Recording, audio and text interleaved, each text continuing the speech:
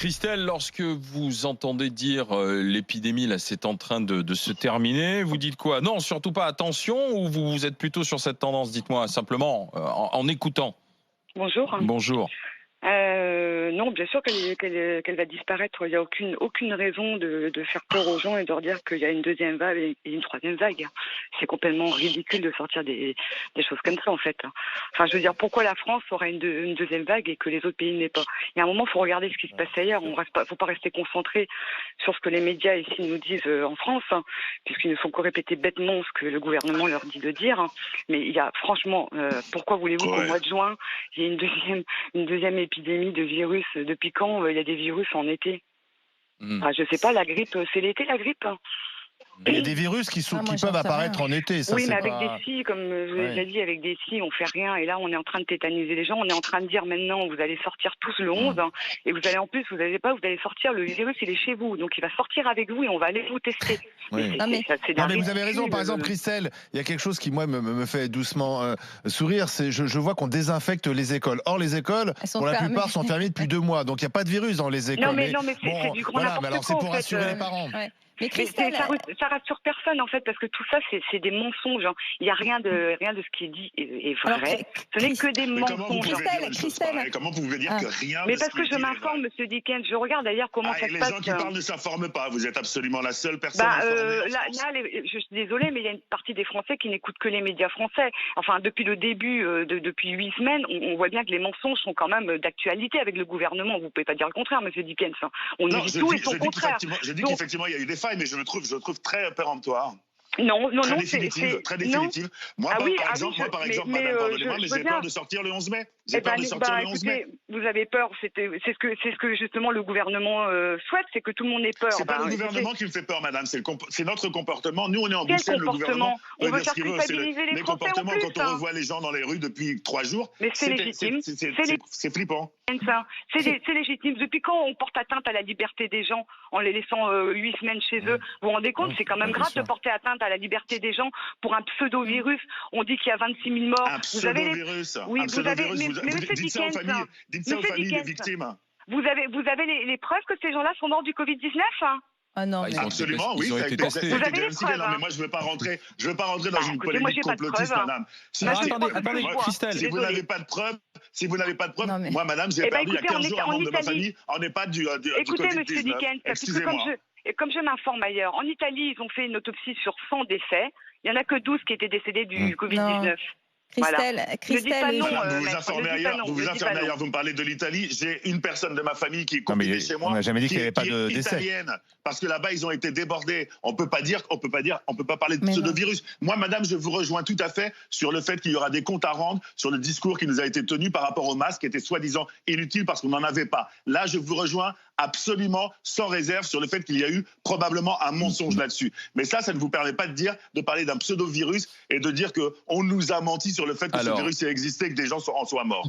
Marianne Soubré pour répondre à Christelle aussi. Oui, Christelle, ce que vous dites, en fait, illustre le fait qu'aujourd'hui, les gens ont de plus en plus de mal à écouter la parole du gouvernement, et c'est certainement la faute du gouvernement. Enfin, je veux dire, il y a eu des communications complètement contradictoires, etc. Donc jusque-là, pareil, comme David, je veux bien vous suivre. Mais on ne peut pas non plus... Il y a 2 choses, en fait, qui m'ont un peu heurté dans ce que vous avez dit. Vous dites tous les virus sont comme ça. Je vous rappelle que ce virus-là, justement, c'est le problème, c'est qu'on ne le connaît pas, qu'il a des symptômes qui ne sont pas des symptômes habituels. Il y a des séquelles qui sont graves et qu'on n'a jamais observées sur les grippes. Ça, c'est la première chose. Et la deuxième, c'est que vous dites, les morts, on n'a pas la preuve qu'ils soient morts. Pardon, Christelle. Non, vous déformez. J'ai dit, on n'a pas la preuve qu'ils sont morts du Covid-19. Mais ils seraient morts de quoi? Enfin, je veux dire, alors, de la grippe, madame, tout simplement. Vous savez la différence entre la grippe et le Covid-19? C'est une grippe qui est effectivement un peu plus dangereuse. Mais regardez, pourquoi on a arrêté de compter les décès de la grippe? C'est pas une grippe plus dangereuse, justement. Ça n'a rien à voir avec la grippe. Pourquoi? Bah si, mais c'est les mêmes symptômes. Pourquoi on a arrêté de compter les décès de la grippe depuis le 17 mars? Est-ce que vous savez? Non, en fait, on les compte encore, en fait. Alors, non, je suis désolée.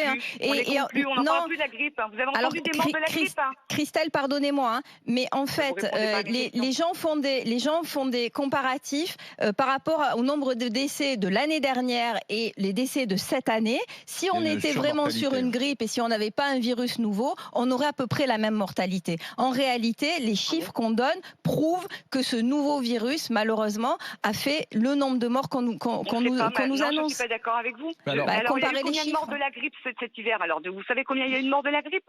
Pareil que les années précédentes. Non, un petit peu moins parce que la grippe cette année, la grippe a été moins virulente. Mais oui, mais apparemment, d'après combien de décès? D'après le réseau Sentinelle, cette année, il y a eu une mortalité beaucoup moindre de la grippe saisonnière qui a été moins virulente. Il y a eu combien de morts de la grippe cette année? Il y en a eu moins, je ne connais pas le chiffre exact. Mais vous le connaissez? Excusez-moi, madame. Excusez-moi, Christelle. Vous le connaissez, vous? Parce que vous avez l'air de savoir tellement de choses. Attention, pas en même temps. Vous avez beaucoup de... Non mais alors, moi je veux bien, Christelle, si vous voulez, moi ça me pose aucun problème qu'on pose des questions et au contraire c'est même très nécessaire dans ces temps où effectivement vous avez raison. Moi je pense aussi qu'il y a eu des mensonges d'État, donc vous avez raison, il faut poser des questions. Par contre, si vous posez des questions, Christelle, il faut que vous ayez des réponses parce que vous avez une façon de poser les questions qui sous-entendent que vous avez des réponses ou en tout cas qu'il y a des réponses cachées. Donc donnez-nous les réponses parce que vous avez l'air de nous interroger comme si nous on avait des réponses cachées. Voilà. Bien sûr que j'ai les réponses, mais je vous ai dit depuis le début que je m'informais à l'extérieur, que j'allais écouter d'autres émissions. Comme nous tous, madame. Voilà, donc vous écoutez les conférences de Donald Trump aussi, je suppose, et vous les traduisez. Non, mais par exemple, j'ai passé 3 heures, j'ai fait un entretien de 3 heures avec le professeur Montagnier, Christelle, j'ai passé 3 heures dans un entretien privé et informel avec le professeur Montagnier et jamais il m'a parlé d'un pseudo-virus. Et pourtant, on ne peut pas dire que ce soit le premier à être dans le consensus scientifique. Donc ce monsieur qui a découvert le virus du sida, dont on peut dire que quand même c'est un professeur éminent, et quelqu'un effectivement qui questionne la science. Ce n'est pas quelqu'un qui avale les pilules qu'on lui donne à prendre. Par contre, jamais il a remis en question l'existence de ce virus, madame. C'est ça que je vous reproche. Et le fait aussi, de façon péremptoire, de nous demander si on sait combien il y a eu de morts de la grippe saisonnière, alors que vous-même, vous n'êtes pas capable de nous donner la réponse.